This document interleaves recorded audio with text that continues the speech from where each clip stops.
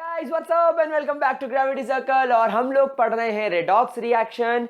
और redox reaction के अंदर मेरे प्यारे बच्चों, हम लोगों ने पिछले वीडियो में एक इंपॉर्टेंट टेक्निक सीखी थी, यानी ऑक्सीडेशन नंबर मेथड।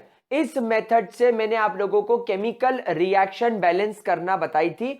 गाइस आज हम लोग यहां पर जो केमिकल रिएक्शन की टेक्निक, जो केमिकल रिएक्शन बैलेंस करने की टेक्निक सीखने वाले हैं, that is called as half reaction method. Half reaction method. Now guys, half reaction method का अगर मैं आप लोगों के साथ में डिस्कशन करूं तो यहां पर बस मैं एक ही चीज बदलना चाहूंगा। इसके पहले वाले वीडियो में जहां पर मैंने आपके साथ में चार इंपॉर्टेंट स्टेप्स सिखाए थे, उसमें और इसमें बस मैं एक ही चीज का बदलाव करने वाला हूं। वो मैं आपको बताता हूं कहां, लेकिन उसको समझाने के लिए मैं अगेन एनसीईआरटी के केमिकल रिएक्शन हमेशा की तरह चूज करूंगा, ताकि जो बच्चे सिर्फ स्कूल लेवल पर प्रिपेयर कर रहे हैं उन लोगों का काम 100% हो जाए, और जो बच्चे जेई के लिए प्रिपेयर कर रहे हैं उनका एटलीस्ट एक अच्छा खासा बेस बन पाए। अच्छा, यहां पर भी बात वही कॉमन रहेगी, या तो रिएक्शन एसिडिक मीडियम में होगी या रिएक्शन बेसिक मीडियम में होगी। तो ये आप लोगों को चार्ज बैलेंस करते वक्त ध्यान रखना होगा कि रिएक्शन कौन से हाफ में चल रही है। नाउ गाइस, ये आपको एक केमिकल रिएक्शन दे दिए बैलेंस करने के लिए। यहां पर स्टेप नंबर 1 थोड़ा सा अलग है। पहले हम लोग क्या करते थे, हम डायरेक्टली इसके अंदर ऑक्सीडेशन नंबर लिखकर यह देख लेते थे कि कौन ऑक्सीडाइज हुआ कौन रिड्यूस। यहां पर हम लोग ये देख रहे हैं कि आयरन का ऑक्सीडेशन नंबर 2 है, क्रोमियम का ऑक्सीडेशन नंबर +6 है, आयरन का यहां पर प्रोडक्ट साइड ऑक्सीडेशन नंबर +3 हो गया, और क्रोमियम का ऑक्सीडेशन नंबर +3 हो गया। मतलब क्रोमियम का यहां पर रिडक्शन हो रहा है, आयरन का यहां पर ऑक्सीडेशन हो रहा है। तो स्टेप नंबर वन में आपको रिएक्शन को स्प्लिट करना है इन 2 हाफ्स। पहला हाफ कहलाएगा आपका ऑक्सीडेशन हाफ, और दूसरा हाफ आपका कहलाएगा रिडक्शन हाफ। तो आपकी केमिकल रिएक्शन 2 हाफ में टूटने वाली है, ऑक्सीडेशन हाफ में और रिडक्शन हाफ में। ऑक्सीडेशन किसका हो रहा है, क्लियरली विजिबल है, आयरन का +2 से +3। तो यहां पर आप लिखेंगे +2, थोड़ा सा बीच में गैप छोड़ दीजिएगा, और यहां पर आप लोग लिखेंगे +3। सिमिलरली रिडक्शन किसका हो रहा है, क्रोमियम का Cr2O7 डाई नेगेटिव से यहां पर बन रहा है Cr3 पॉजिटिव। एरो के दोनों तरफ गैप रखना, क्योंकि हम लोगों को यहां पर कुछ करना है। अब मेरे प्यारे बच्चों, स्टेप नंबर 1 में आपने ये कर दिया। अब स्टेप नंबर 2 में आप लोग क्या करेंगे, आप लोग देखेंगे कि ऑक्सीडेशन कितने इलेक्ट्रॉन्स की वजह से हो रहा है। तो यहां पर क्लियरली विजिबल है कि आयरन जब +2 फॉर्म में था वो अब +3 फॉर्म में कन्वर्ट हो गया, यानी कि यहां पर एक इलेक्ट्रॉन छोड़ दिया। ऑक्सीडेशन कब होता है, जब इलेक्ट्रॉन रिलीज किया जाता है। तो मेरे प्यारे बच्चों, इलेक्ट्रॉन रिलीज कहां होगा, यहां पर, यानी एक इलेक्ट्रॉन छोड़ने पर ये +3 फॉर्म में आ गया। और रिडक्शन कहां होता है, जब इलेक्ट्रॉन एक्सेप्ट किया जाता है। तो यहां पर आप देखिए, एक क्रोमियम +6 फॉर्म से +3 फॉर्म में चला गया। तो आपके पास में यहां पर 2 क्रोमियम है। तो स्टेप नंबर 2 में सबसे पहले आप एटम्स को बैलेंस कर दीजिए। अगर आपको ऐसा दिख रहा है कि कोई एटम अनबैलेंस्ड फॉर्म में, तो पहले उसका बैलेंसिंग कर दो। अब यहां पर देखो कि एक क्रोमियम +6 फॉर्म से एक क्रोमियम +3 फॉर्म में चला गया, यानी इन्होंने कितने इलेक्ट्रॉन का एक्सेप्शन करा, 3 इलेक्ट्रॉन। लेकिन यहां पर ओवरऑल क्रोमियम है कितने, 2। यहां से यहां ओवरऑल क्रोमियम वर्क कितने कर रहे हैं, 2। मतलब कि टोटल यहां पर इलेक्ट्रॉन्स का जो इन्वॉल्वमेंट होगा वो कितने इलेक्ट्रॉन्स का इन्वॉल्वमेंट होगा, 6 इलेक्ट्रॉन्स का। ये मैं आपको पिछले वीडियो में भी सिखा चुका हूं भाई। एक क्रोमियम जिस पर +6 चार्ज है, अब वो +3 चार्ज में कन्वर्ट हो गया, यानी एक क्रोमियम +6 से +3 में चला गया, मतलब 3 इलेक्ट्रॉन एक्सेप्ट कर लिए, तभी ऑक्सीडेशन नंबर कम हुआ, तभी रिडक्शन हुआ। लेकिन यहां पर क्रोमियम के एटम कितने हैं? 2। तो जब एक क्रोमियम +6 से +3 में जाता है 3 इलेक्ट्रॉन एक्सेप्ट करके, तो 2 क्रोमियम 6 इलेक्ट्रॉन एक्सेप्ट करेंगे। तो ये आपका स्टेप नंबर 2 में हमने पता कर लिया कि ऑक्सीडेशन में कितने इलेक्ट्रॉन छोड़े जा रहे हैं, रिडक्शन में कितने इलेक्ट्रॉन एक्सेप्ट किए जा रहे हैं। अब मुझे एक बात आप बताइए, अब आप खुद एक बात सोचिए कि यहां पर इसको 6 इलेक्ट्रॉन एक्सेप्ट करने हैं क्रोमियम को, ताकि ये इसमें बदल पाए, लेकिन आयरन की तो एक ही इलेक्ट्रॉन दिख रहा है ये छोड़ते हुए। तो यहां पर हम इसको तो कम कर नहीं सकते। हमने क्या सीखा है? बड़े चलो, ग्रो करो, आगे बढ़ो, मल्टीप्लाई करो। तो यहां पर हम लोग क्या करेंगे? इस पूरी इक्वेशन को 6 से मल्टीप्लाई कर दें, तो इससे क्या होगा? इससे ये हो जाएगा 6 Fe डाई पॉजिटिव, ये हो जाएगा 6 Fe ट्राई पॉजिटिव, और यहां बन जाएंगे आपके 6 इलेक्ट्रॉन्स। क्या ये बात समझ में आ गई मेरे प्यारे बच्चों? नाउ स्टेप नंबर 3 में आप दोनों रिएक्शन को वापस से ऐड कर दीजिए, add both the reaction. Step number 3 में आप आपकी ऑक्सीडेशन हाफ वाली और रिडक्शन हाफ वाली रिएक्शन को ऐड कर लो। तो ऐड करेंगे तो क्या होगा? देखिए, Fe की जगह यहां पर आप लिखेंगे Fe डाई पॉजिटिव, प्लस यहां पर आप लिखेंगे Cr2O7 डाई नेगेटिव। 6 इलेक्ट्रॉन इस 6 इलेक्ट्रॉन को कट कर देगा, इसलिए हम इसे यहां पर नहीं लिखेंगे। ये हो जाएगा 6 Fe try positive plus 2 Cr try positive. ये आपका स्टेप नंबर 3 हो गया। क्या ये बात समझ में आ गई? And as usual step number 4 में आप सबसे पहले यहां पर, क्योंकि एसिडिक मीडियम है, आप पहले चार्ज बैलेंस कर लो। स्टेप नंबर 4 में हम लोग क्या करने वाले हैं? एज यूजुअल जैसा हम हमेशा करते हैं, चार्ज को बैलेंस करते हैं। कैसे बैलेंस करेंगे? देखिए, प्रोडक्ट साइड 6 3 18, 18 पॉजिटिव चार्ज, और 3 2 6, 6 पॉजिटिव चार्ज। तो 6 + 12, यहां पर 24 पॉजिटिव चार्ज आपको दिखाई पड़ रहा है। यहां पर देखते हैं 6 2 12 पॉजिटिव चार्ज, लेकिन गड़बड़ इसने कर दी, यहां पर इसने 2 चार्ज नेगेटिव कर दिया, तो यहां पर नेट चार्ज 10 पॉजिटिव चार्ज हो गया। अब यहां पर पॉजिटिव चार्ज 24 है, यहां पर पॉजिटिव चार्ज 10 है, there is a 10 positive charge. तो पॉजिटिव चार्ज की कमी किस तरफ है? Reactant side. यहां पर कितने हैं? 24 पॉजिटिव चार्ज, यहां पर कितना है? 10। डिफरेंस कितना आ रहा है? 14 पॉजिटिव चार्ज का। रिएक्शन कौन से मीडियम में हो रही है? एसिडिक मीडियम में। तो आप क्या ऐड कर सकते हो? प्रोटॉन। मतलब प्रोटॉन ऐड करने से पॉजिटिव चार्ज बढ़ेगा, तो मैं प्रोटॉन को रिएक्टेंट साइड ऐड कर देता हूं। कितने प्रोटॉन बढ़ा देता हूं? मैं यहां पर 14 प्रोटॉन, 14 प्रोटॉन्स बढ़ा देता हूं।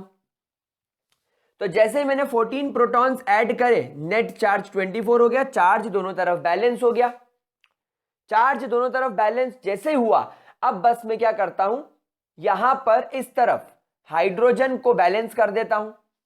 14 हाइड्रोजन इस तरफ है, इस तरफ कोई हाइड्रोजन नहीं है, तो यहां पर 7 वाटर मॉलिक्यूल्स ऐड कर देता हूं ताकि हाइड्रोजन बराबर हो जाए। अब एक बार मन समझाने के लिए मैं ऑक्सीजन चेक कर लेता हूं कि क्या ऑक्सीजन बराबर है। तो यहां पर 7 ऑक्सीजन है और कोई ऑक्सीजन नहीं है। यहां पर कोई ऑक्सीजन नहीं, लेकिन वाटर मॉलिक्यूल की वजह से 7 ऑक्सीजन आ गए। मतलब आपकी रिएक्शन क्या हो गई? बैलेंस्ड हो गई। मतलब यहां पर आप लोगों ने 4 स्टेप इस्तेमाल करी ऑक्सीडेशन हाफ या हाफ रिएक्शन मेथड के अंदर। एक बार सारी स्टेप को रिवाइज कर लो। क्या क्या करा? स्टेप नंबर 1 में हमने रिएक्शन का ऑक्सीडेशन नंबर चेक करके रिएक्शन को 2 पार्ट में तोड़ दिया, ऑक्सीडेशन हाफ में और रिडक्शन हाफ में। स्टेप नंबर 2 में हमने ऑक्सीडेशन हाफ में देखा कि कितने इलेक्ट्रॉन छोड़े जा रहे हैं, और रिडक्शन हाफ में देखा कि कितने इलेक्ट्रॉन एक्सेप्ट किए जा रहे हैं। और फिर दोनों तरफ पहले अनबैलेंस्ड एटम्स को बैलेंस करा। यहां पर 2 क्रोमियम था, यहां पर 1 क्रोमियम था, तो पहले दोनों तरफ क्रोमियम बैलेंस करे। उसके बाद चेक किया कि ये 2 क्रोमियम से ये 2 क्रोमियम का जो रिडक्शन हो रहा है ये 6 इलेक्ट्रॉन की वजह से हो रहा है, और यहां पर एक आयरन का ऑक्सीडेशन 1 इलेक्ट्रॉन की वजह से हो रहा है। तो इसको 6 से मल्टीप्लाई करा पूरी इक्वेशन को, तो हम लोगों ने स्टेप नंबर 2 में देखा कि कितने इलेक्ट्रॉन से रिडक्शन, कितने इलेक्ट्रॉन से ऑक्सीडेशन, और मल्टीप्लीकेशन करके दोनों को बराबर कर दिया। स्टेप नंबर 3 में ऑक्सीडेशन और रिडक्शन हाफ की मेथड, जो ऑक्सीडेशन और रिडक्शन हाफ की जो इक्वेशंस थी उनका सम कर दिया। और सम करने के बाद स्टेप नंबर 4 में हमने दोनों तरफ चार्ज देखा, दोनों तरफ का जो चार्ज का डिफरेंस था उसको चेक किया कि ये oxidation half reduction, reduction half reduction, जो भी ओवरऑल रिएक्शन चल रही है, ये एसिडिक मीडियम में, तो यहां पर 24 पॉजिटिव चार्ज, यहां पर 10 पॉजिटिव चार्ज। मैं जानता हूं प्रोटॉन ऐड करने पर पॉजिटिव चार्ज बढ़ता है, इसलिए मैंने प्रोटॉन को रिएक्टेंट साइड में ऐड करा ताकि इसका चार्ज भी बढ़ के 24 हो जाए। 10 पॉजिटिव चार्ज था, 14 प्रोटॉन ऐड कर दिए, चार्ज दोनों तरफ बराबर हो गया। फिर स्टेप नंबर 4 के अंदर ही यहां पर 14 हाइड्रोजन थे, तो इसको बैलेंस करने के लिए वाटर मॉलिक्यूल जोड़ दिया, और वाटर मॉलिक्यूल जोड़ने के बाद एक बार ऑक्सीजन चेक कर लिया, अगर ऑक्सीजन का नंबर बराबर है तो मेरी रिएक्शन पूरी तरीके से बैलेंस्ड है। So this is called as half reaction method या reduction half method. It is also called as reduction half method या आयन हाफ मेथड। इसको आयन हाफ मेथड भी कभी कभी बोलते हैं, या आयन इलेक्ट्रॉन मेथड भी बोलते हैं, बहुत सारे मेथड्स बोलते हैं। चलिए इसका स्क्रीनशॉट लीजिए, फिर एक एग्जांपल करेंगे बेसिक मीडियम का। नोट इट डाउन लाड लो।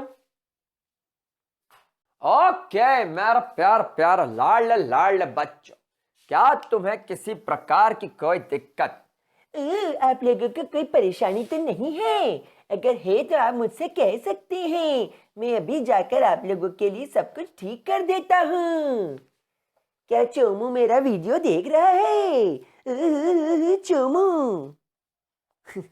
चलिए अब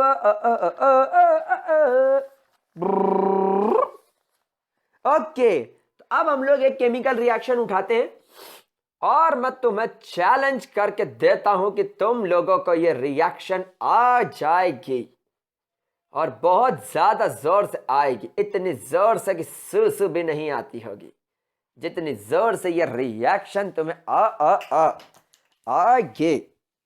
मेरे कारण अर्जुन आएंगे। चलो तो भैया ये रिएक्शन का ध्यान रखिएगा, बेसिक मीडियम में हो रही है। स्टेप नंबर 1 में क्या करें? आइडेंटिफाई करें कि किसका ऑक्सीडेशन हो रहा है, किसका रिडक्शन। भाई आयोडीन पर -1 चार्ज है, आयोडीन पर 0 हो गया। -1 से 0 होना मतलब बढ़ गया। -1 से 0 यानी पहले टेस्ट में -1 मार्क, दूसरे टेस्ट में 0 मार्क। 0 मार्क को मैं ज्यादा मानूंगा, कम से कम नेगेटिव तो नहीं है, बड़ा है। -1 के बाद 0 आता है, -1 से बड़ा 0 होता है। तो मेरे लिए मेरा जो ऑक्सीडेशन हाफ है वो कौन है? वो है आयोडीन। ठीक है, मतलब मैग्नीज का रिडक्शन हो रहा होगा। तो मेरा जो रिडक्शन हाफ है स्टेप नंबर 1 में वो कौन है? MnO4 नेगेटिव से बनने वाला है भाई MnO2। ठीक है, स्टेप नंबर 1 क्लियर। चलिए स्टेप नंबर 2 में सबसे पहले हम इस आयोडीन को बैलेंस कर लेते हैं। यहां पर 2 आयोडीन लगा देते हैं, कारण अनबैलेंस्ड एटम को स्टेप नंबर 2 में सबसे पहले बैलेंस करो।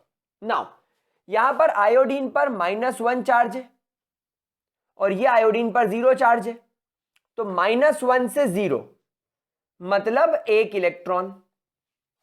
आयोडीन ने 1 इलेक्ट्रॉन छोड़ा होगा, लेकिन मेरे लाडले बच्चों ये एक आयोडीन की बात हो रही है। यहां पर आयोडीन है कितने? 2, इसलिए 1 इलेक्ट्रॉन नहीं, यहां पर कितने इलेक्ट्रॉन छोड़े जा रहे हैं?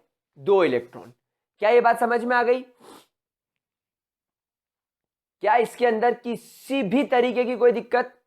भाई एक आयोडीन पर आप देखो ना खुद, पहले एक आयोडीन पर -1 चार्ज था, तो एक आयोडीन पर -1 है, तो यहां से यहां आने पर 0 हो गया। मतलब एक आयोडीन ने 1 इलेक्ट्रॉन छोड़ा तब 0 चार्ज आया, तो 2 आयोडीन ने 2 इलेक्ट्रॉन छोड़ेंगे तब जाकर इस I2 पर 0 चार्ज आया होगा। एक्चुअली I2 पर 0 चार्ज है जो 2 इलेक्ट्रॉन की वजह से आ रहा है। अब यहां पर MnO4 पर +4 चार्ज होगा, MnO2 पर सॉरी, और यहां पर +7 चार्ज होगा। मतलब Mn ने 3 इलेक्ट्रॉन एक्सेप्ट किए, नो डाउट इन इट। क्या ये बात समझ में आ रही है? तभी MnO4 में कन्वर्ट हुआ। अब प्रॉब्लम क्या है? प्रॉब्लम यह है कि MnO4 ने 3 इलेक्ट्रॉन एक्सेप्ट करे और आयोडीन छोड़ रहा है 2 इलेक्ट्रॉन, ये दोनों बराबर नहीं है। मतलब अब हमें स्टेप नंबर 2 में ऐसा दिमाग लगाना होगा, कुछ ऐसी हमको स्थिति, कुछ ऐसी सिचुएशन क्रिएट करनी होगी कि दोनों तरफ इलेक्ट्रॉन बराबर हो जाए। भाई यही स्टेप नंबर 2 क्रूशियल है। तो हम एक काम करते हैं, क्रॉस मल्टीप्लाई कर दें। अगर मैं इस इक्वेशन को 2 से और अगर मैं इस इक्वेशन को 3 से मल्टीप्लाई कर दूं तो क्या होगा? तो ये हो जाएगा 3 2 जा 6i नेगेटिव से बनेगा 3i2 प्लस 6 इलेक्ट्रॉन्स। ये हो गई आपकी स्टेप नंबर 1। यहां पर आपने जब 2 से मल्टीप्लाई करा तो ये हो जाएगा 2 MnO4 नेगेटिव प्लस 6 इलेक्ट्रॉन्स से बन जाएगा 2 MnO2। स्टेप नंबर 2, यहां पर आपके इलेक्ट्रॉन्स बैलेंस हो गए और यहां पर आपके सारे एटम्स बैलेंस हो गए ऑक्सीजन और हाइड्रोजन को छोड़ के। अभी हमें ऑक्सीजन और हाइड्रोजन को बैलेंस करने की जल्दी नहीं करनी है। ऑक्सीजन और हाइड्रोजन को छोड़ के बाकी सारे एटम्स, और ऑक्सीडेशन जितने इलेक्ट्रॉन से हो रहा है उतने ही इलेक्ट्रॉन से रिडक्शन हो, हमको यह सेटलमेंट जमाना है। स्टेप नंबर 3 में दोनों ऑक्सीडेशन और रिडक्शन हाफ वाली रिएक्शन को जोड़ के लिख दो। भाई ये तो पता ही है। तो क्या होगा? ये हो जाएगा 6i negative plus 2 MnO4 negative, यहां का 6 इलेक्ट्रॉन, रिएक्टेंट साइड का 6 इलेक्ट्रॉन, प्रोडक्ट साइड के 6 इलेक्ट्रॉन को कट कर देगा क्योंकि ये दोनों अपोजिट हो जाएंगे। यहां से बनेगा, देखो बेटा ध्यान रखना, ये रिएक्टेंट साइड है और ये इलेक्ट्रॉन प्रोडक्ट साइड। जब इन दोनों को जोड़ोगे तो 6 इलेक्ट्रॉन इधर आ जाएंगे, 6 इलेक्ट्रॉन इधर आ जाएंगे, तो दोनों बराबर है इसलिए मैंने उनको काट दिया। यहां बचेगा 3i2 और यहां पर बचेगा 2 मोल्स ऑफ MnO2। ये आपकी स्टेप नंबर 3 हो गई। आपने दोनों रिएक्शंस को क्या करा? जोड़ के लिख दिया। Now step number 4, charge balance. Step number 4 तो हमेशा कॉमन है, पहले चार्ज बैलेंस करो। कैसे? देखो, क्योंकि आपके पास में यहां पर OH नेगेटिव मीडियम है, OH नेगेटिव मीडियम है, आपके पास में हथियार है OH नेगेटिव आयन, मतलब आपको दोनों तरफ जो चार्ज बैलेंस करना है वो नेगेटिव बैलेंस करना होगा, पॉजिटिव नहीं कर सकते। तो चलो गिन लेते हैं। भाई यहां तो नेट चार्ज मुझे 0 दिख रहा है, ये दोनों ही न्यूट्रल है तो नेट चार्ज इधर तो 0 है, लेकिन यहां पर 6 आयोडीन, यानी यहां पर 6 नेगेटिव चार्ज तो आयोडीन का हो गया और 2 नेगेटिव चार्ज यहां पर आपके MnO4 नेगेटिव का हो गया। तो यहां पर नेट चार्ज कितना हो गया? 8। यहां पर नेट चार्ज कितना हो गया? 8। मतलब मुझे यहां पर 8 OH नेगेटिव आयंस को जोड़ना पड़ेगा। मैंने क्या करा? 8 OH नेगेटिव आयंस को जोड़ दिया। क्या ये बात समझ में आ गई मेरे प्यारे बच्चों को? अब क्या करना है?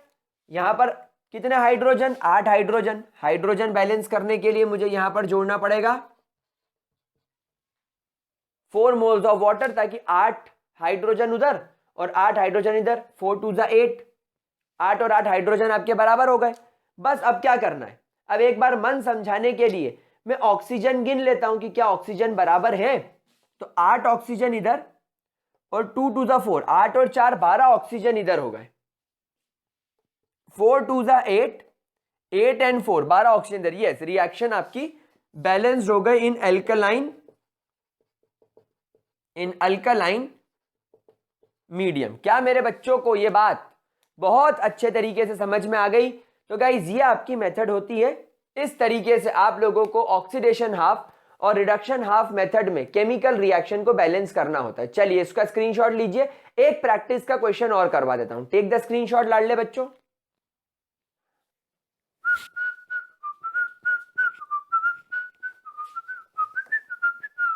चलो ग्रेट। तब मेरे प्यारे बच्चों आगे बढ़ते हैं और अब मैं मेरे प्यार लाडले बच्चों को एक क्वेश्चन करवाता हूं जो कि मुझे मिला है एक अच्छी किताब सिंगेज पब्लिकेशंस के अंदर, जो कि कुछ इस प्रकार है। NO3 negative plus Zn। NO3 negative से जब जिंक रिएक्ट करेगा तो वो Zn डाई पॉजिटिव बनाएगा और यहां पर बन जाएगा NH4 पॉजिटिव। रिएक्शन घटित हो रही है अल्कलाइन मीडियम के अंदर। हाफ रिएक्शन मेथड से इसको सॉल्व करना है। वीडियो को करेंगे पॉज और लगाएंगे कोशिश के चौके छक्के अब तो दिखते ही नहीं है टिकटॉक वाले। ओहो चलो, तो क्या करना है प्यारे बच्चों, बहुत इजी है। सबसे पहले हम लोग देख लेते हैं कि जिंक 0 से +2 में जा रहा है, मतलब स्टेप नंबर 1 में मैं ऑक्सीडेशन हाफ के अंदर जिंक को लिख देता हूं। जिंक से जिंक डाई पॉजिटिव बन रहा है, मतलब क्लियरली विजिबल है कि 2 इलेक्ट्रॉन छोड़ रहा होगा। NO3 से अमोनियम आयन बन रहा है, मतलब ये आपका डेफिनेटली रिडक्शन हाफ होगा। तो यहां पर आप NO3 नेगेटिव लिखेंगे और यहां पर आप NH4 पॉजिटिव लिखेंगे। 2 3 6, -6 उधर जाकर हो जाएगा +6 +5, यानी यहां पर नाइट्रोजन पर +5 चार्ज है और यहां पर नाइट्रोजन पर -3 चार्ज है। मतलब यहां पर कितने इलेक्ट्रॉन एक्सेप्ट किए होंगे ये आपको पता लगाना है। भाई +5 चार्ज है, तो +5 को जब 1 इलेक्ट्रॉन दिया गया होगा तो +4, फिर 1 इलेक्ट्रॉन दिया तो +3, फिर 1 इलेक्ट्रॉन दिया तो +2, फिर 1 इलेक्ट्रॉन दिया तो +1, फिर 1 इलेक्ट्रॉन दिया तो 0, -1, -2 एंड -3, मतलब टोटल 8 इलेक्ट्रॉन। देयरफॉर यहां पर इसने 8 इलेक्ट्रॉन खाए होंगे, तब ये N नाइट्रोजन पर -3 चार्ज लेकर आया होगा। ठीक है, स्टेप नंबर 1 क्लियर हो गई। स्टेप नंबर 2 में मैंने देख लिया कि इसका ऑक्सीडेशन 2 इलेक्ट्रॉन छोड़कर हो रहा है। स्टेप नंबर 2 में मैंने देख लिया कि नाइट्रोजन का रिडक्शन 8 इलेक्ट्रॉन लेकर हो रहा है, लेकिन ये दोनों बराबर नहीं है, तो कोई बात नहीं, कोई ज्यादा बड़ा इशू नहीं है। मैं इसको 4 से मल्टीप्लाई कर देता हूं।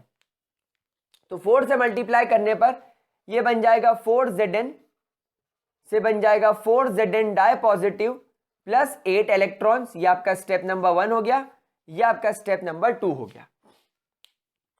अब क्या करना है, दोनों स्टेप को ऐड कर दो। जैसे आप ऐड करोगे तो ये 8 इलेक्ट्रॉन रिएक्टेंट साइड के, 8 इलेक्ट्रॉन प्रोडक्ट साइड से कट जाएगा। यहां बचेगा 4 moles of Zn plus NO3 negative. अच्छा, बाकी एटम बराबर है ना, नाइट्रोजन नाइट्रोजन बराबर है, जिंक जिंक बराबर है। अभी सिर्फ हाइड्रोजन और ऑक्सीजन को छोड़ के सबको बैलेंस करना होता है, तो वो अपन ने कर लिया, वो तो बराबर ही दिख रहा है। Zn di positive plus NH4 positive.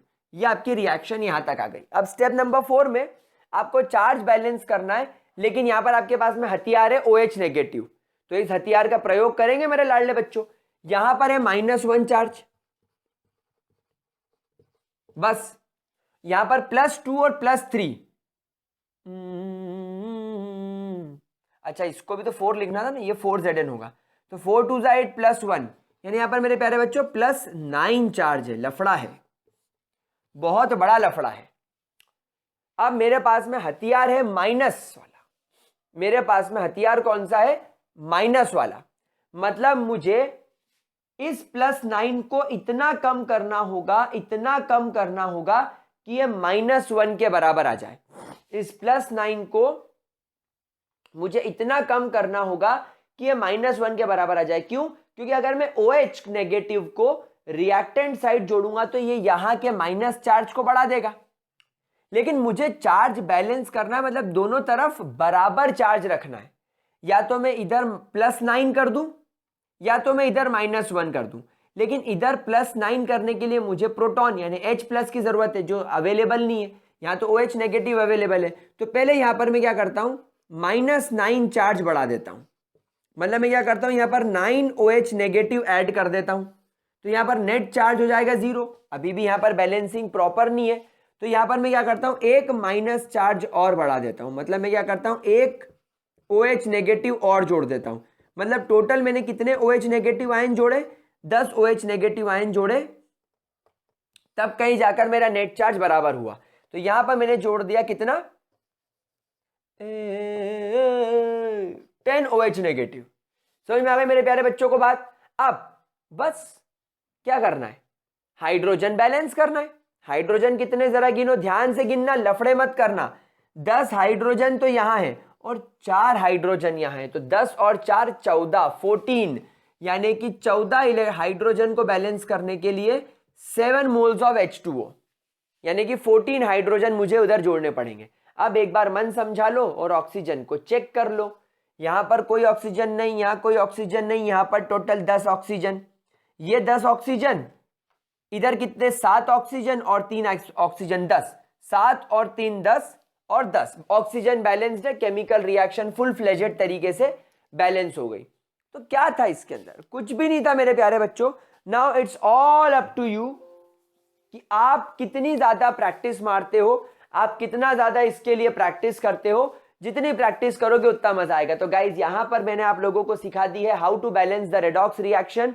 अब हम अगले वीडियो में स्टार्ट करेंगे इलेक्ट्रोकेमिकल सेल, इलेक्ट्रोकेमिकल सीरीज, और हमारा वीडियो जो नेक्स्ट वाला होगा वो मोस्ट प्रोबेबली लास्ट वीडियो होगा, या 2 वीडियो लगेंगे अगर लेंथ बड़ी हो गई तो चैप्टर खत्म होने वाले। अगले 2 वीडियो में चैप्टर खत्म हो रहा है। तो I hope you enjoyed the video, I hope आपको टेक्निक समझ में आ गई होगी। अब आप जितनी प्रैक्टिस करोगे उतना मजा आएगा। तो that's all for this video, bye bye, have a really great day, see you मेरे प्यारे बच्चों।